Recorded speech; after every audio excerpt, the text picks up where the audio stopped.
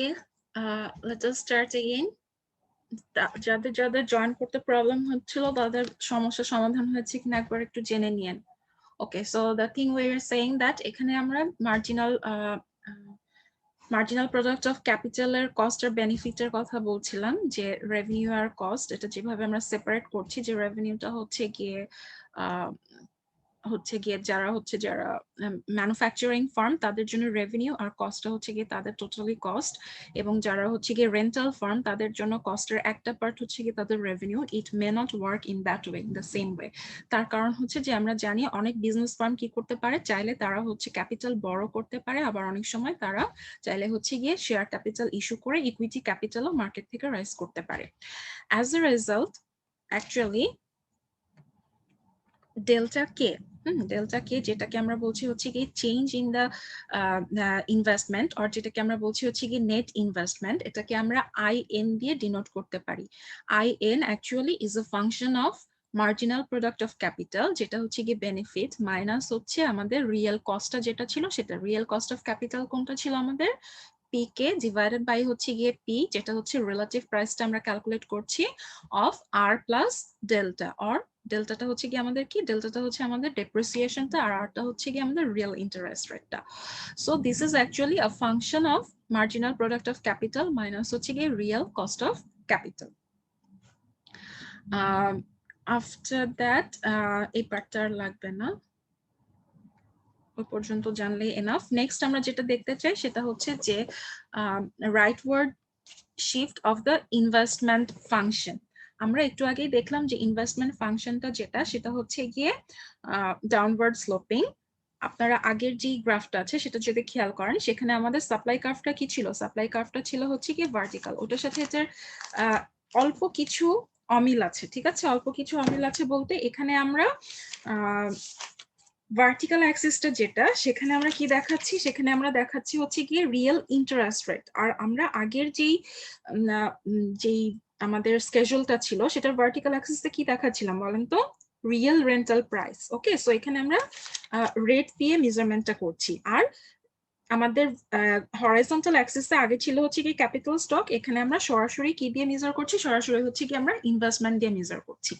So capital stock আর investment মোটামুটি আমরা সিনোনিমাসলি ব্যবহার করতে পারি। However for the vertical axis আমরা এখানে হচ্ছে কি রিয়েল প্রাইসের বদলে রিয়েল রেট অফ ইন্টারেস্টটা শো করছি। So how this demand function can move rightward, যদি মার্জিনাল প্রোডাক্ট অফ ক্যাপিটাল যেটা হচ্ছে NPK সেটাতে কোনো ধরনের চেঞ্জ আসে, only in that case this one is going to shift rightward. And when this is going to happen, যদি আমাদের production ফাংশনের যে পার্টটা ছিল হচ্ছে গিয়ে এ, যেটা দিয়ে আমরা টেকনোলজিকে ডিনোট করছিলাম, টেকনোলজিক্যাল কোনো ধরনের চেঞ্জেস যদি আসে, তাহলে আমাদের এই যে ইনভেস্টমেন্টের যে ফাংশনটা আমরা দেখতে পাচ্ছি, এই ফাংশনটা হচ্ছে গিয়ে রাইটওয়ার্ড মুভ করতে পারে।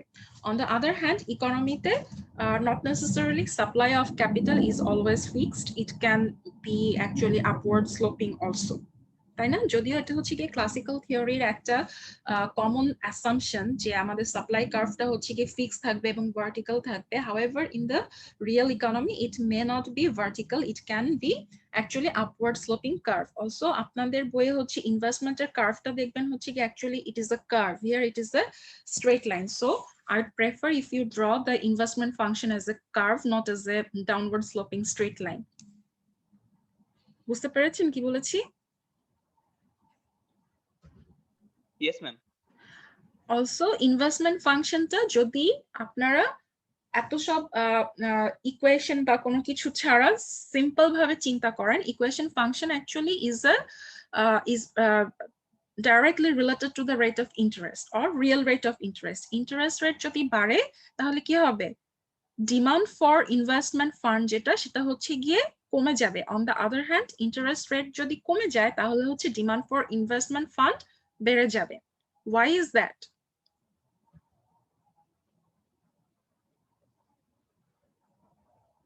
কেন বলেন তো? ম্যাম, প্রাইস এবং ডিমান্ডের ভিতরে যে ইনভার্স একটা রিলেশন আছে সেই জন্য। এক্স্যাক্টলি, সেটার জন্য তো অবশ্যই আরো আরেকটা কারণ আছে। আরেকটা কারণ হলো যে ফার্ম অ্যাকচুয়ালি অলওয়েজ কনসিডার করে যে তারা যদি হচ্ছে গিয়ে মনে করেন যে কোনো একটা এক্সট্রা ক্যাপিটাল রেইজ করতে চায়, তখন যদি ম্যাম প্রফিট না হয় তাহলে তো তারা রেইজ করবে না, এই জন্য। এটাও একটা ব্যাপার আছে, প্লাস হচ্ছে কি তারা কি করতে পারে, তারা চাইলে হচ্ছে কি একটা ফান্ড বিজনেসে ইনভেস্টমেন্ট করতে পারে, আবার সেই ফান্ডটাকে তারা হচ্ছে কি আবার কি করতে পারে সিকিউরিটি হিসেবে অন্য কোনো জায়গায় ইনভেস্টমেন্ট করতে পারে। সো যখন হচ্ছে আপনার ইন্টারেস্ট রেটটা বেড়ে যাবে, দেখা যাবে যে অন্য কোনো জায়গায় ইনভেস্টমেন্ট করে সেখান থেকে ইন্টারেস্ট ইনকামটা যেটা সেটা বেড়ে যাবে। So as a result investment forgo করার কারণে যে বেনিফিটটা, হ্যাঁ, সেটা কিন্তু তাদের বেড়ে যাবে। আবার যদি এমন হয় যে ইন্টারেস্ট রেটটা কমে যাচ্ছে, ইন্টারেস্ট রেট কমে গেলে তখন তার পক্ষে কি হবে, আরো অনেক নতুন নতুন পজিটিভ এনপিভি প্রজেক্ট অ্যাভেলেবল হবে। অ্যাজ এ রেজাল্ট সে কম কস্টে বেশি পরিমাণে ফান্ড অ্যাভেল করতে পারবে। তার কারণ কি, তার অল্টারনেটিভ যেগুলো আছে, বেস্ট অল্টারনেটিভ কি ছিল, যে অন্য কোনো সিকিউরিটিতে ইন্টারেস্টের বিনিময়ে ইনভেস্টমেন্ট করা, সেই জিনিসটা ফরগো করার কস্টটাও কিন্তু আস্তে আস্তে কমে যাবে। সো দুইটা ব্যাপারই আছে, একটা হচ্ছে যে ইন্টারেস্ট রেট যখন বেড়ে যায় তখন কিছু কিছু ফার্মের পক্ষে এই হাই রেটে হচ্ছে ইন্টারেস্ট রেট পেমেন্ট করাটা পসিবল হয় না। আর কিছু কিছু ফার্ম থাকে যারা হচ্ছে গিয়ে অ্যাকচুয়ালি কনসিডার করে whether it is beneficial for them to invest in a new project or whether it is beneficial for them just to hold another security. Okay, so both of them actually contributes toward the demand for investment fund. Most importantly, it is related to the real rate of interest rate. Interest rate বাড়লে হচ্ছে demand কমবে, interest rate কমলে হচ্ছে গিয়ে demand বাড়বে. That's it. Acha. After that, we want to know about the taxes. So what is the relationship of corporate income tax with this cost of capital? আমরা cost of capital এর একটা part হিসেবে দেখেছি কি depreciation, তাই না? depreciation যখন আমরা ক্যালকুলেট করি তখন কি আমরা হিস্টোরিক্যাল কস্টের উপরে করি নাকি মার্কেট প্রাইসের উপর করি? ম্যাম হিস্ট্রিক্যাল কস্টের উপরে। হিস্টোরিক্যাল কস্টের উপরে করি। হাউএভার এখানে আমরা যেই ডেপ্রিসিয়েশনটা দেখলাম সেটা কিসের সাথে অ্যাডজাস্টেড ছিল, প্রাইস লেভেলের সাথে কিন্তু অ্যাডজাস্টেড ছিল। সো অ্যাজ এ রেজাল্ট যখন বিজনেস ফার্মগুলো হচ্ছে গিয়ে তাদের ডেপ্রিসিয়েশন ডিডাক্ট করে প্লাস হচ্ছে ইন্টারেস্টটা ডিডাক্ট করে তারপরে কি করে কর্পোরেট ট্যাক্সটা ক্যালকুলেট করে, তাই তো? সো যখন হচ্ছে গিয়ে আমাদের নমিনাল ডেপ্রিসিয়েশন অ্যামাউন্টটা হচ্ছে চার্জ হবে রাদার দ্যান দ্য রিয়েল যে ডেপ্রিসিয়েশন অ্যামাউন্টটা ছিল সেটা, তখন হচ্ছে গিয়ে ইনকাম ট্যাক্স যা পেমেন্ট করার কথা ছিল তার চাইতে হায়ার রেটে ফার্মকে পেমেন্ট করতে হবে। কেন? তার কারণ হচ্ছে প্রফিট হায়ার শো করবে। However because of the inflation adjustment actually ফার্মের ডেপ্রিসিয়েশন কস্ট কিন্তু হায়ার ছিল, যেটা সে হচ্ছে কি হিস্টোরিক্যাল কস্টের উপরে ডেপ্রিসিয়েশন রেটটা ক্যালকুলেট করার কারণে, ডেপ্রিসিয়েশন অ্যামাউন্টটা ক্যালকুলেট করার কারণে সে চার্জ করতে পারে নাই। অ্যাজ এ রেজাল্ট তার প্রফিট যদি ওভারস্টেটেড হয় দেখা যাবে যে ইনকাম ট্যাক্সের যেই পেমেন্টটা সেটাও হচ্ছে গিয়ে ওভারস্টেটেড হয়ে যাবে বা তাকে হায়ার রেটে ইনকাম ট্যাক্স পেমেন্ট করতে হবে। এটা হচ্ছে গিয়ে একটা সর্ট অফ কি বলবো যে ইনকাম ট্যাক্সের একটা ল, যে যখন তারা depreciation deduction করে for the purpose of income taxes they have to calculate the depreciation on the historical asset price, not the real adjusted inflation adjusted asset price. Another thing is that কিছু কিছু country হচ্ছে investment tax credit allow করে, অর্থাৎ business ফার্মগুলো প্রতি বছরে যে পরিমাণে additional investment করে তার উপরে হচ্ছে গিয়ে তারা তাদের ট্যাক্সের একটা অ্যামাউন্ট রিবেট করে দেয়। ঠিক আছে, সেই রেটের ক্যালকুলেশনটা হচ্ছে গিয়ে একটুখানি ডিফিকাল্ট বলতে এটা সরাসরি পার্সেন্টেজ হিসেবে হচ্ছে গিয়ে আপনার ক্যালকুলেট করা হয় না। হ্যাঁ, however just we need to know যে investment tax creditটা যেটা সেটা হলো গিয়ে actually it is applied on the additional amount of investment made in a year to the corporate tax amount that the firm was going to pay in the year if it was not made the new investment. So new investment make করার কারণে তার কি হবে, তার হচ্ছে গিয়ে total যে due অ্যামাউন্টটা আছে কর্পোরেট ট্যাক্সের সেটার কিছুটা কম তাকে পেমেন্ট করতে হবে। সো যেই পার্টটা সে কম পেমেন্ট করছে সেটাকে আমরা বলছি investment tax credit. After that we want to know about Tobin Skew. আপনারা হয়তো বা Tobin Skew সম্পর্কে আগে কোথাও পড়েছেন বা পড়েন নাই, আমি ঠিক জানি না, but do you know that the stock market is actually a leading indicator of the economy? Have you ever heard of that term?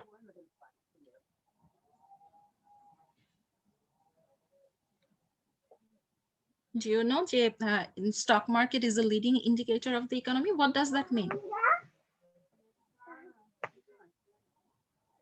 What does a leading indicator mean? Ma'am that means ইকোনমির state কিরকম সেটা বোঝা যাবে এরকম একটা indicator. Leading indicator মানে হলো যে যেই ইন্ডিকেটরটা ইকোনমির চেঞ্জের আগেই চেঞ্জ হয়ে যায়। সো ইকোনমির চেঞ্জটা আমরা কি দিয়ে মেজার করব? জিডিপি বা গ্রোথ রেট দিয়ে, তাই তো? সো জিডিপির রেটটা হচ্ছে কোন দিকে যাবে সেটার অ্যাকচুয়ালি স্টক মার্কেটের গ্রোথ রেট বা স্টক মার্কেটের যেই গ্রো করার যে রেটটা আছে সেটা দেখে আমরা বুঝতে পারবো। যদি এমন হয় যে আমরা দেখতে পাই যে স্টক মার্কেটে খুব খারাপ অবস্থা যাচ্ছে, স্টক মার্কেট রিসেশনের দিকে চলে যাচ্ছে, তাহলে আমাদেরকে ধরে নিতে হবে যে জিডিপিও সামনের দিকে ভালো গ্রো করবে না বা জিডিপির গ্রোথ রেটেও সমস্যা হবে। নাও do you understand why we are going to link it in that way?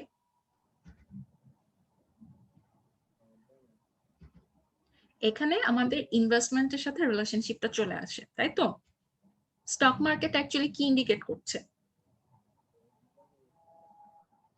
Stock market indicate করছে, যদিও আমরা যদি সেকেন্ডারি স্টকের যে প্রাইসটা আছে সেটার কথা চিন্তা করি, মার্কেট যদি এফিশিয়েন্ট না হয় তাহলে এই জিনিসটা খাটবে না। কিন্তু যদি মার্কেট এফিশিয়েন্ট হয়, অর্থাৎ হচ্ছে আমাদের স্টকের যা প্রাইস আছে তা অ্যাভেলেবল সব ইনফরমেশন রিফ্লেক্ট করে, প্লাস হচ্ছে আমরা যে র্যান্ডম ওয়াক হাইপোথেসিস পড়ে আসছি সেই র্যান্ডম ওয়াকের যতগুলো অ্যাসাম্পশন আছে সবগুলো যদি আমাদের স্টক মার্কেটে অ্যাপ্লিকেবল হয়, তাহলে কি হবে, স্টকের যে প্রাইসটা সেটা কিন্তু আমাদের ইকোনমির ইনভেস্টমেন্টের একটা সিনারিও এক্সপ্রেস করে। ইন দ্য সেন্স যে যখন ইকোনমিতে আপনার পজিটিভ এনপিভি প্রজেক্ট বেশি থাকবে, অর্থাৎ প্রফিটেবল যেই প্রজেক্টগুলো সেগুলো হচ্ছে কি বেশি থাকবে, তখন কি হবে, বিজনেস ফার্মগুলো কিন্তু হায়ার রেটে ইনভেস্টমেন্ট করবে, তাই না? অর্থাৎ এটা হচ্ছে এমন একটা সিনারিও যেখানে তাদের মার্জিনাল প্রোডাক্ট অফ ক্যাপিটালটা যেটা ছিল সেটা হবে হচ্ছে গিয়ে higher than the cost of capital. So যদি তাদের পজিটিভ এনপিভি প্রজেক্ট বেশি থাকে তাহলে ইনভেস্টমেন্ট বেশি হবে, যদি ইনভেস্টমেন্ট বেশি হয় তাহলে হচ্ছে গিয়ে আমরা জানি যে কোম্পানির যে রিটার্নটা প্রফিটটা সেটাও হচ্ছে গিয়ে হায়ার হবে, যেহেতু তার নাম্বার অফ প্রজেক্টস বেশি হয়ে যাচ্ছে, অ্যাজ এ রেজাল্ট তার হচ্ছে গিয়ে হায়ার রেটে রিটার্ন আসবে। এবং যখন হায়ার রেটে রিটার্ন আসবে তখন সেটা কি ইন্ডিকেট করবে, সেটা ইন্ডিকেট করবে যে ফার্ম আরো নতুন নতুন প্রজেক্টে কিন্তু ইন ফিউচারে ইনভেস্টমেন্ট করতে পারবে, তার যে নিজস্ব ক্যাপিটাল স্পেন্ডিংটা সেটা আবার হচ্ছে কি বেড়ে যাবে, এবং as a result economy as a whole grow করবে, তাই তো? যদি economy as a whole grow করে, যদি নতুন নতুন ইনভেস্টমেন্ট হয়, যদি প্রোডাকশন অফ আপনার গুডস অ্যান্ড সার্ভিসেস বেড়ে যায়, তাহলে definitely that will contribute towards the growth rate of GDP. So now do you understand why the investment is related to the stock market? Yes, ma'am. Okay. So actually, what does the Tobin's Q indicate? কিউটা যেটা সেটা আমরা calculate করছি কিভাবে, দেখেন উপরে আমাদের আছে হচ্ছে কি market value of installed capital আর নিচে আছে হচ্ছে কি replacement cost of installed capital. So উপরে যে ভ্যালুটা সেটা হচ্ছে কি আমাদের অ্যাকচুয়াল ভ্যালু বা যেটাকে আমরা বলি হচ্ছে কি মার্কেট ভ্যালু, আর রিপ্লেসমেন্ট কস্টটা কোনটা, রিপ্লেসমেন্ট কস্টটা হচ্ছে গিয়ে যদি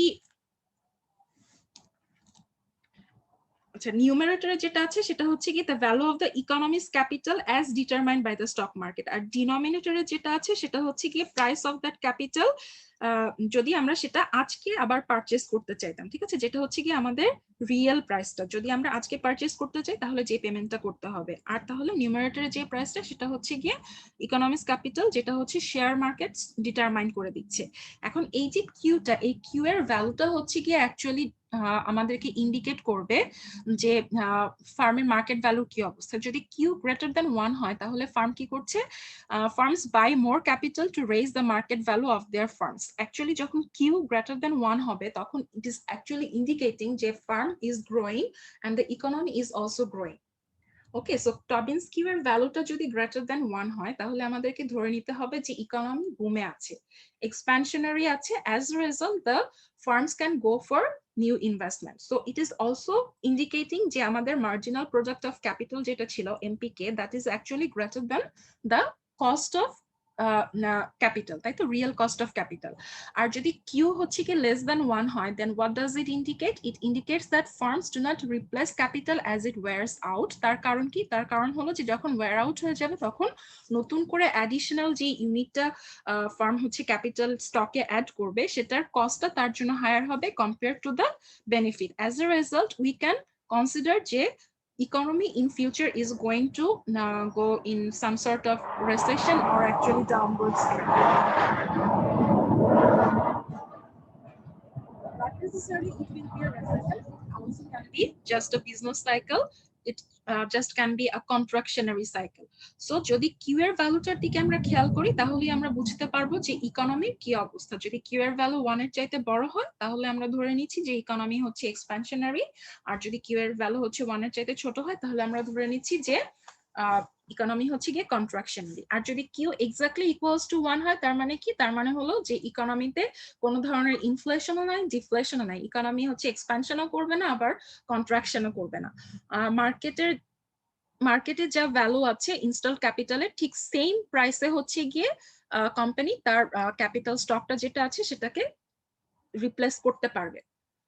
সো কিউ এর ভ্যালুর উপরে ডিপেন্ড করবে যে what the farm is going to do next.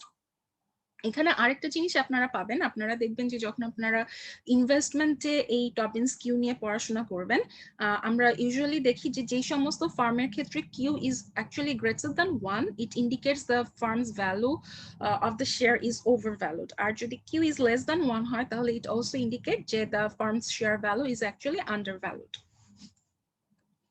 Okay, so after that, হ্যাঁ বলেন। আজকে যদি আমি আমার ক্যাপিটাল রিপ্লেস করতে চাই তাহলে তো আমাকে মার্কেট ভ্যালু দিয়েই রিপ্লেস করতে হবে, তাই না? তাহলে তো আমার মার্কেট মার্কেটে ভ্যালু আপনি অন্যভাবে চিন্তা করেন, আপনার কোম্পানিতে যে পরিমাণ অ্যাসেট আছে, আপনার অ্যাসেটের ভ্যালুটা মার্কেটে হচ্ছে গিয়ে আপনার ইনস্টলেশন যে কস্টটা ছিল, মানে অরিজিনাল অ্যাকোয়ারিং যে প্রাইসটা ছিল তার চাইতে আপনার হচ্ছে গিয়ে মার্কেট হায়ার ভ্যালু পেমেন্ট করতে রাজি আছে। অন দ্য আদার হ্যান্ড আপনার শেয়ার মার্কেটে যে ভ্যালুটা আছে সেটা হচ্ছে গিয়ে ওটার চাইতে কম আছে। আর শেয়ার মার্কেটে যে ভ্যালু আছে তার চাইতে যদি আপনি মার্কেটে গেলে দেখেন যে তার চাইতে বেশি পরিমাণে আপনাকে পেমেন্ট করতে হচ্ছে, তখন আপনি কি করবেন? আপনার অ্যাসেটের ভ্যালু কমে গেলে আপনি নতুন করে কি আর ক্যাপিটাল ইনস্টলমেন্ট করতে চাইবেন? নতুন করে কি আর লং টার্ম কোনো ইনভেস্টমেন্ট করতে চাইবেন? নো। না। সো আপনার জিনিসটা বোঝার জন্য একটু হচ্ছে কি ডিফারেন্ট ওয়েতে চিন্তা করতে হবে। এখানে তো আপনার একেবারে থিওরিটিক্যালি বিভিন্ন রকম ভাবে বলা থাকে। হাউএভার যখন আপনি নিজে চিন্তা করবেন তখন হচ্ছে গিয়ে জাস্ট মানে কি বলবো যে একটুখানি ডিফারেন্ট ওয়েতে চিন্তা করতে এখন হবে বুঝছি, আমাদেরকে। হ্যাঁ বলেন। এখন বুঝছি ma'am. Okay, so if MPK is greater than cost of capital, then profit rate is high, which drives up the stock market value of the firms, which implies a high value of Q, or Q greater than 1. When MPK is less than cost of capital, then firms are incurring losses, so their stock market values fall, so Q is low. এই পার্টটা কিন্তু খুব crucial. আমি মাঝখানে অনেক কিছু just example হিসেবে বলেছি, যদি সাথে সাথে বুঝতে না পেরে থাকেন তাহলে রেকর্ডিংটা আবার একটুখানি খেয়াল করে শুনবেন, যে কিভাবে স্টক মার্কেটের সাথে জিডিপি ইন্টারকানেক্টেড, কেমন করে investment, marginal product of capital এবং কিউ এর ভ্যালু দিয়ে আমরা ইকোনমির সাইকেল গুলো ইন্টারপ্রেট করতে পারি। ওকে, so the stock market and GDP, they are actually related. এখানে দেখেন the reasons for a relationship between the stock market and GDP. First one is a wave of permission about future profitability of capital would cause stock prices to fall, cause Dobbins Q to fall, shift the investment function down, cause a negative aggregate demand shock. So যদি এমন হয় যে আমরা জানি যে আমরা যদি দেখতে পাই যে টবিন্স কিউটা হচ্ছে গিয়ে লেস দ্যান 1, তাহলে আমরা ধরে নিব যে ইকোনমি অ্যাকচুয়ালি একটা কন্ট্রাকশনারি সাইকেলে যেতে যাচ্ছে। সো অ্যাজ এ রেজাল্ট কি হবে, ফার্মের যে স্টক প্রাইসটা আছে সেটা মার্কেটে ফল করবে এবং ফার্ম নতুন করে আর হচ্ছে গিয়ে ইনভেস্টমেন্ট করতে চাইবে না। ইনভেস্টমেন্ট যদি নতুন করে করতে না চায় এবং তার যদি এমপিকেটা হচ্ছে গিয়ে আপনার কমে যায়, অ্যাজ এ রেজাল্ট আমাদের ইনভেস্টমেন্ট ফাংশনটা যেটা সেটা হচ্ছে গিয়ে ডাউনওয়ার্ড বা লেফটওয়ার্ড শিফট করবে। On the other hand, a fall in stock prices would reduce household wealth. যদি হচ্ছে কি আমাদের Dobbins Q less than 1 হয় তাহলে কি হচ্ছে, স্টক প্রাইস কমে যাচ্ছে। It will reduce household wealth. How? আমাদের যদি স্টকের ইনভেস্টমেন্ট থাকে তাহলে প্রাইস কমে যাওয়ার সাথে সাথে কিন্তু আমাদের অ্যামাউন্ট অফ ওয়েলথ কমে যাচ্ছে।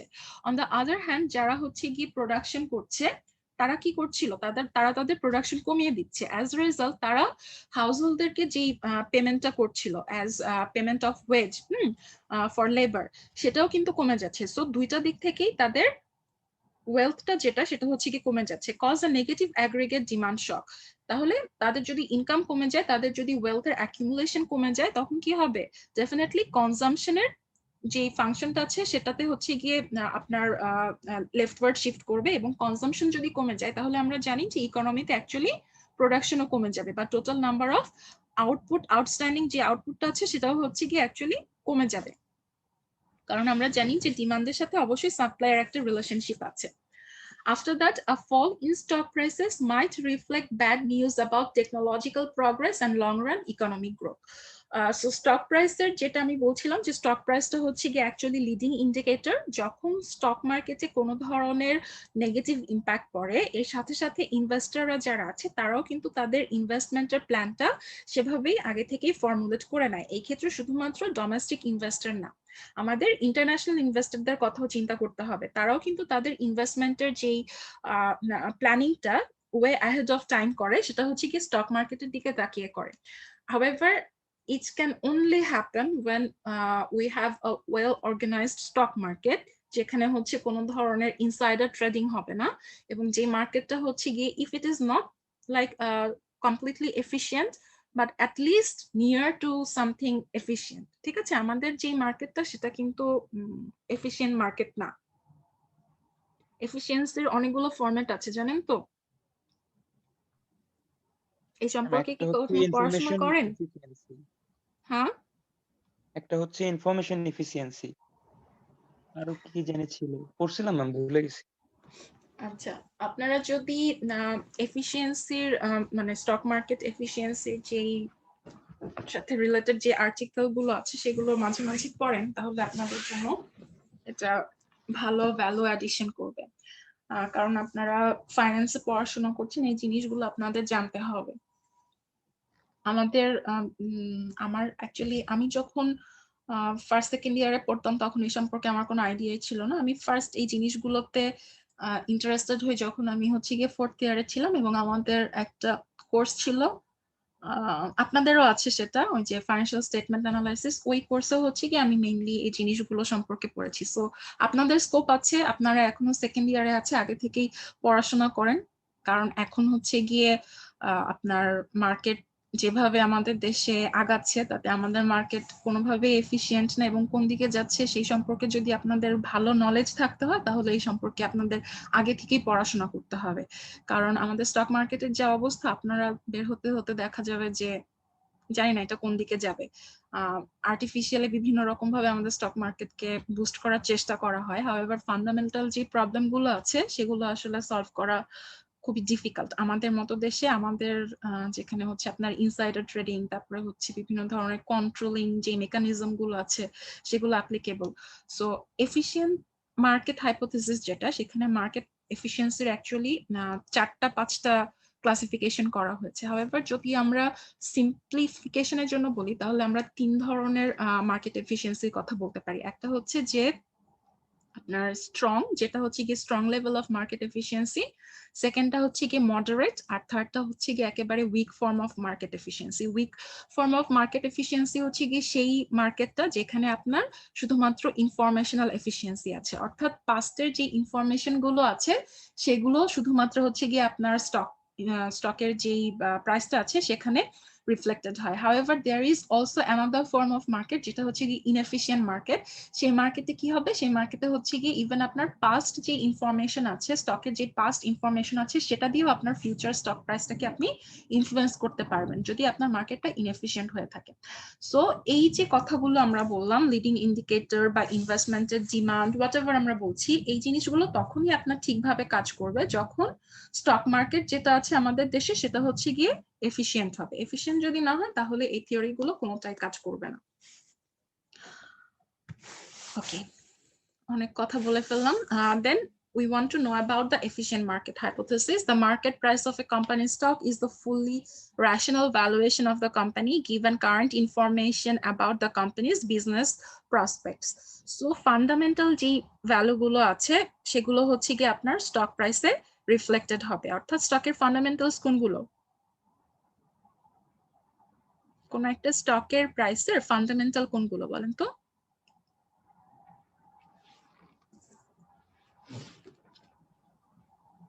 Market price. আমরা যখন স্টকের কোনো অ্যানালাইসিস করি তখন কোন ধরনের, মানে কয় ধরনের অ্যানালাইসিস করতে পারি? ম্যাম 2 ধরনের। কি কি বলেন তো? Fundamental and technical. ফান্ডামেন্টাল আর টেকনিক্যাল, এর মধ্যে টেকনিক্যাল অ্যানালাইসিসটা কোন পার্টের উপর ফোকাস করে? ম্যাম প্রাইসের চেঞ্জটা, ম্যাম প্রাইস স্টক প্রাইসটা কিভাবে মুভ করতেছে ওইটার উপর ফোকাস করে। ট্রেন্ডটা মানে ট্রেন্ড লাইনটা কিরকম অর্থাৎ চেঞ্জ পাস্ট ইনফরমেশন যেগুলো আছে সেগুলো দিয়ে যেই অ্যানালাইসিসটা করা হয় সেটাকে আমরা বলছি হচ্ছে গিয়ে technical analysis. On the other hand fundamental analysis এর থ্রুতে আমরা কি করি, আমরা সিকিউরিটির ইন্ট্রিনসিক ভ্যালুটা হচ্ছে গিয়ে ক্যালকুলেট করার চেষ্টা করি, তাই তো? এবং এই ক্ষেত্রে আমরা ম্যাক্রো ইকোনমিক যেই ফ্যাক্টর গুলো আছে, তারপরে হচ্ছে ইন্ডাস্ট্রির যে কন্ডিশন আছে ইকোনমিতে, ওই ফার্মটা হচ্ছে যে ইন্ডাস্ট্রিতে বিলং করে তাদের যত ধরনের ইনফরমেশন আছে, প্লাস হচ্ছে কোম্পানির ম্যানেজমেন্টের যে এফিসিয়েন্সি, এই সবগুলোকে আমরা একসাথে করে হচ্ছে গিয়ে ফান্ডামেন্টাল অ্যানালাইসিসটা করি। So actually the fundamental value of the stock will be truly reflected on the share price if the market is efficient. যদি আপনার মার্কেটটা হচ্ছে এফিশিয়েন্ট না হয় তাহলে কিন্তু স্টকের যে মার্কেট প্রাইস আর ফান্ডামেন্টাল যে ভ্যালুটা আছে স্টকের দুইটা সেম নাও হতে পারে। এই ক্ষেত্রে আমি যেটা বলছিলাম যে যখন স্টক মার্কেট হচ্ছে উইক ফর্মে এফিশিয়েন্ট থাকে তাহলে সেই মার্কেটগুলো কি হয়, সেই মার্কেটগুলো হচ্ছে কি ইনফরমেশনালি এফিশিয়েন্ট থাকে। ইনফরমেশনালি এফিশিয়েন্ট মানে কি, each stock price reflects all available information about the stock. এই ক্ষেত্রে আবার আরেকটা ব্যাপার আছে, এই ইনফরমেশন গুলো কিন্তু চাইলে মানুষ কি করতে পারে, পয়সা দিয়ে কেনা বেচা করতে পারে, তাই না? যদি ইনফরমেশনের কোনো ধরনের ভ্যালু না হতো তাহলে কি মানুষ এই পেমেন্টটা করতো?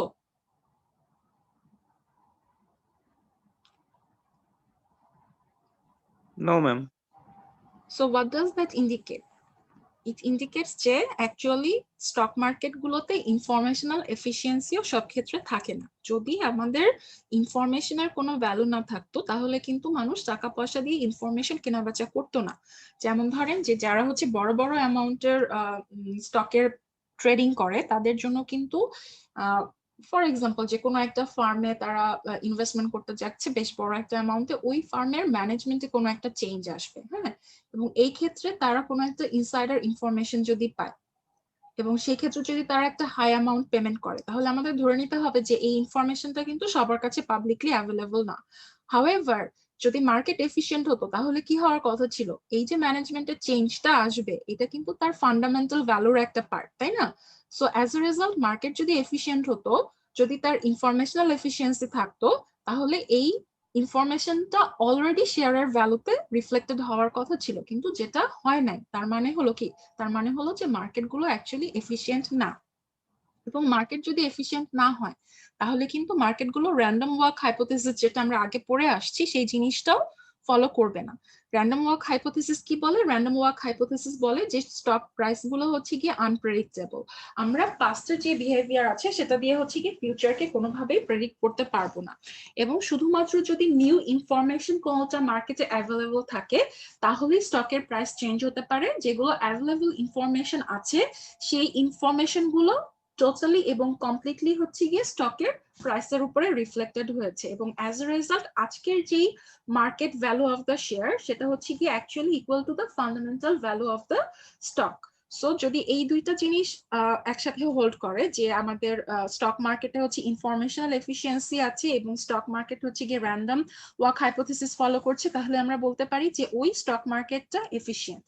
যদি এই কোনোটার যে কোনো একটা জিনিসও হচ্ছে গিয়ে তারা ফলো না করে, র্যান্ডম ওয়াক যদি ফলো না করে, অর্থাৎ আমি যদি কোনো একটা টেকনিক বের করতে পারি যেই টেকনিক দিয়ে আমি স্টক মার্কেটের বিভিন্ন স্টকের প্রাইস গুলো হচ্ছে গিয়ে প্রেডিক্ট করতে পারি, অথবা যদি এমন হয় যে অ্যাভেলেবল ইনফরমেশন যেগুলো আছে সেগুলো হচ্ছে টাকা পয়সা দিয়ে কেনা বেচা করা যায় এবং ইনফরমেশন গুলো ঠিকভাবে স্টকে রিফ্লেক্টেড না হয়, তাহলে কি হবে, আমাদের মার্কেটের এফিশিয়েন্ট থাকবে না। আচ্ছা, আমাকে একটা এক্সাম্পল দিতে পারেন যেখানে হচ্ছে গিয়ে আমরা কোনোভাবে স্টকের প্রাইস আগে থেকে পাস্ট ইনফরমেশন দেখে প্রেডিক্ট করতে পারি?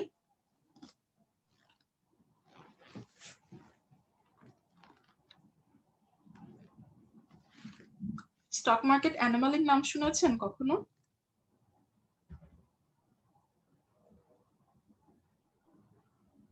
No ma'am.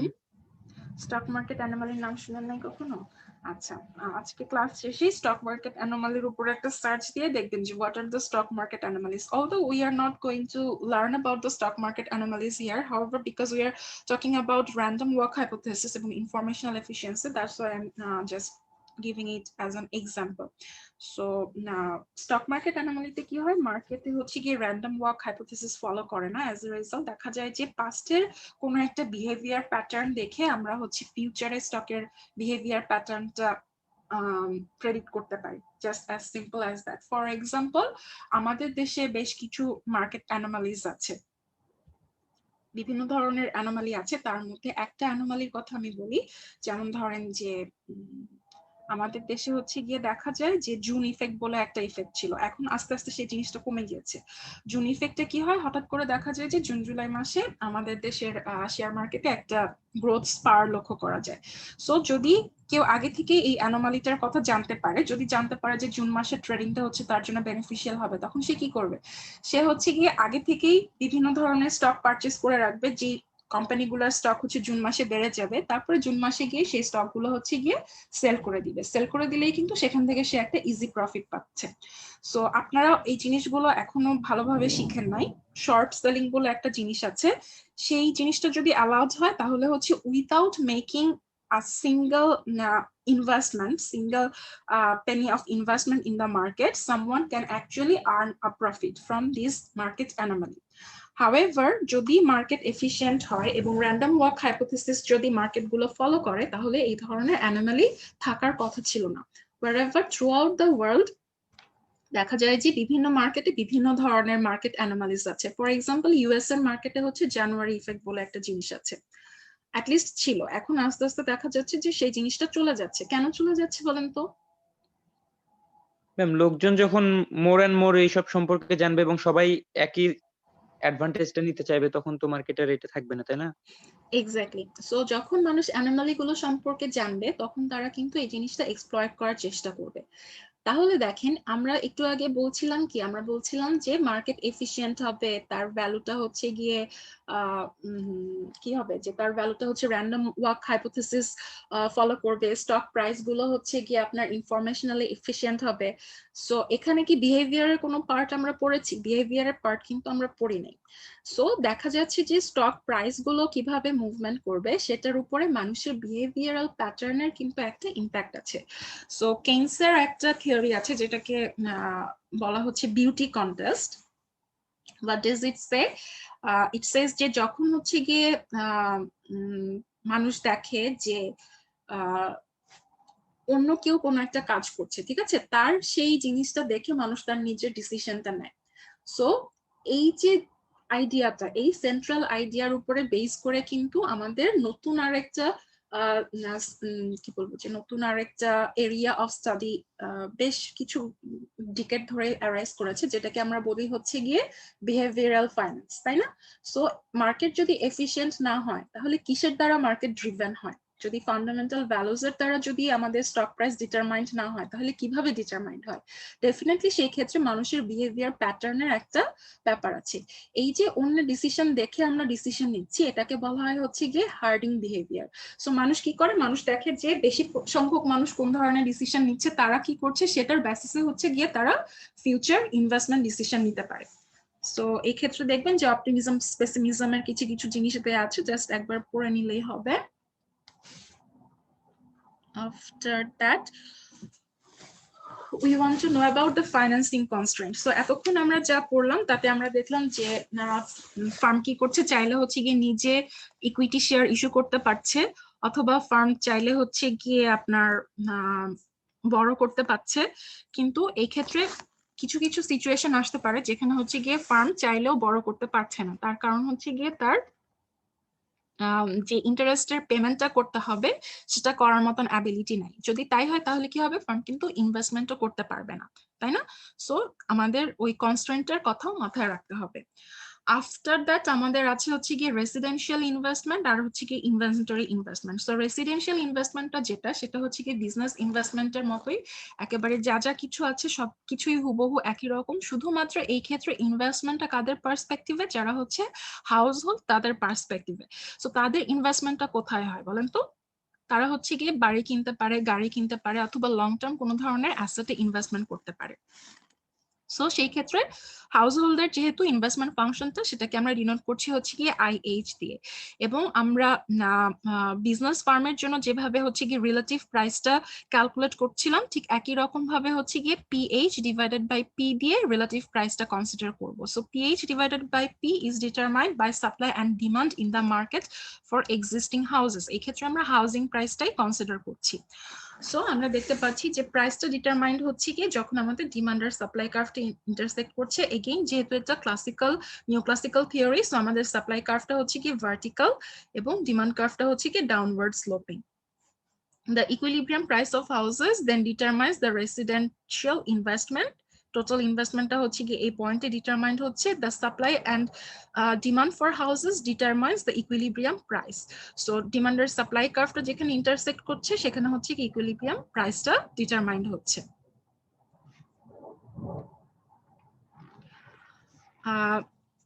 কারেন্ট যে প্রাইসটা অফ দ্য হাউজিং প্রজেক্ট সেটা কিন্তু হচ্ছে কি ফিউচার সাপ্লাইয়ের উপরে একটা ইম্প্যাক্ট ফেলে। অর্থাৎ আমাদের current price in the housing sector is actually going to contribute how many new housing projects are there going to be in future in the market. Does that make sense?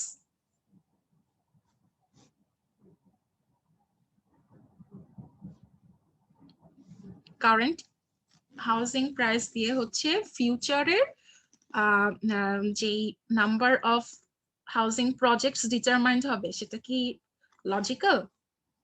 Yes ma'am. Of course logical. যারা ইনভেস্টমেন্টটা করছে তাদের কাছে তো ফান্ডের supply আসতে হবে, তাই না? সো তাদের কাছে যদি ফান্ডের সাপ্লাই বেশি থাকে তাহলে তারা ভবিষ্যতে নতুন নতুন প্রজেক্ট নিতে পারবে, তাই তো? অন দ্য আদার হ্যান্ড যদি মানুষজন বাড়ি না কিনতে চায়, যদি নতুন করে হচ্ছে আপনার অ্যাপার্টমেন্ট বা কোনো একটা গ্রাউন্ডেড প্রপার্টি যদি না কিনে, তাহলে যারা রিয়েল এস্টেট বিজনেসে আছে তাদের ফান্ডের ক্রাইসিস হবে না? তাদের ফান্ডের ক্রাইসিস হবে। সো তারা চাইলেও কিন্তু নতুন প্রজেক্টে ইনভেস্টমেন্ট করতে পারবে না। অ্যাজ এ রেজাল্ট অলওয়েজ যখন হচ্ছে গিয়ে আমাদের কারেন্ট যে প্রাইসটা সেটা হচ্ছে গিয়ে বাড়বে, সেটা হচ্ছে গিয়ে ফিউচারের জন্য আমাদের জন্য কি হবে? ফিউচারের জন্য হচ্ছে গিয়ে সেটা ইনভেস্টমেন্ট বাড়বে, এই এক্সপেকটেশনটা বাড়াবে। অ্যাজ এ রেজাল্ট আমাদের কারেন্ট লেভেলের যা প্রাইস সেটার একটা ইম্প্যাক্ট আছে in the future level of price. Okay, so যখন হচ্ছে গিয়ে স্টক অফ ক্যাপিটাল বেড়ে যাবে ফর দ্য যারা হচ্ছে রিয়েল এস্টেট যারা ইনভেস্টর আছে তারা কি করবে? তারা হচ্ছে ফিউচারে বেশি নাম্বার অফ হাউজিং প্রজেক্ট নেবে। অ্যাজ এ রেজাল্ট তাদের কিন্তু সাপ্লাইটাও বাড়বে। এগেইন যদি হচ্ছে কি আমাদের ডিমান্ড কার্ভে কোনো ধরনের রাইটওয়ার্ড মুভমেন্ট হতে হয় তাহলে আমরা জানি যে আমাদের এমপিকে যেটা ছিল সেটা চেঞ্জ হতে হবে, এবং সেটা চেঞ্জ হওয়ার জন্য আমাদের টেকনোলজি যেটা ছিল সেখানে চেঞ্জ আসতে হবে। ঠিক আছে? and for the tax treatment for residential housing purposes, এখানে ট্যাক্স ট্রিটমেন্টটা কিভাবে হয়? দেখা যায় যে মর্গেজ পেমেন্টটা মানুষের ইনকাম ট্যাক্সের যে পেমেন্ট আছে সেখান থেকে ডিডাক্টেবল হয়। সো মর্গেজ পেমেন্ট করার পরে তার যে ইনকাম থাকে সেটার উপরে হচ্ছে গিয়ে সে ইনকাম ট্যাক্স পেমেন্ট করে। তার মানে কি? তার মানে হলো যে government actually is encouraging the house holds to make long term investment in housing projects. After that, we want to know about the inventory investment. আমরা শুরুতেই যেটা বললাম যে inventory investmentটা হচ্ছে গিয়ে actually comparatively shorter term in case of business firms যদি আমরা consider করি।